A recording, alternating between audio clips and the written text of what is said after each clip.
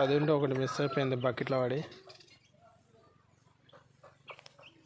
ఆవులకు కుర్తి నీళ్ళు పెట్టేదంటారు, వెళ్ళి పడి ఒకటి మిస్ అయిపోయింది.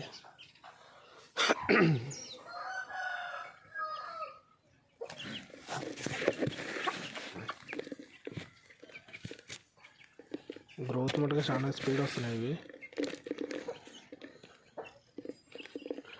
పిల్లలు చూసుకోవచ్చు ఎంత గట్టిగా ఉన్నాయి.